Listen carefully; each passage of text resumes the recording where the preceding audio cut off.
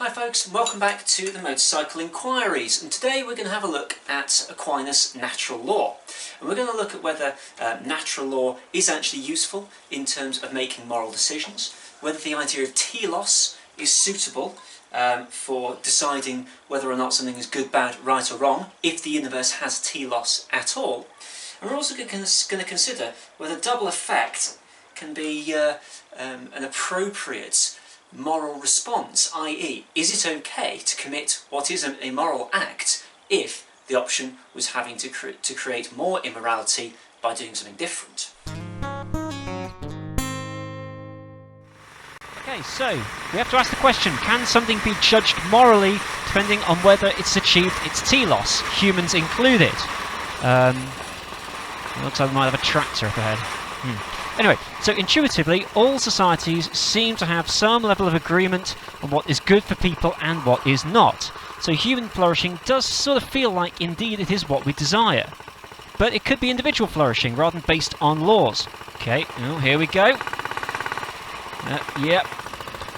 Alright. Okay. So, are humans really as goal-orientated towards the good through the universe's telos as Aquinas thinks they are? Well, it links back to the cosmological argument. If you accept that, then this is a coherent theory. But the problem is, can human purpose be known through the universe, if at all? If you don't accept the cosmological argument, then you're not going to accept this. And what if there's no telos at all? The problem is there's the risk of a naturalistic fallacy here. So observing from nature and then moralising from it. So, you know, you could argue that it's morally wrong to eat vegetables based on the fact we have canine teeth. This naturalistic fallacy has been used to justify things such as racism in the past. Obviously this isn't as bad, but it could still be an issue. And so you know, we might not have a telos that we think we do. We might not have any telos at all. If there's no God, then there's no telos. Oh, I love this stretch of road.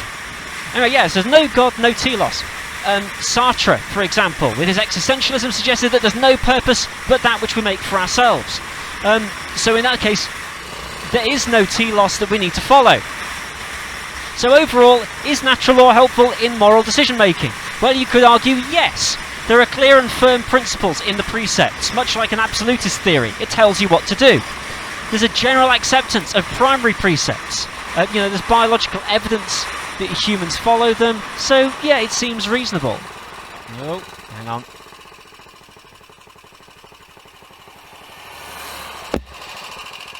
Yeah. Going out of gear better now. Anyway, yeah, so, the flexibility of the secondary precepts does make them more applicable, which is nice, you know, it's less absolutist, and it values the life and intrinsic rights of human beings. Double effect explains how it can be moral to commit the least worst option if good is intended, which, you know, is also a good thing, because that does happen occasionally. The laws can work without God. Hugo Grotius suggested this.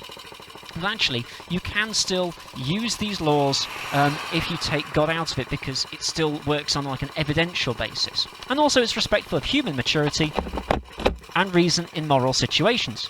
We're off. However, you could also argue that this is overly legalistic.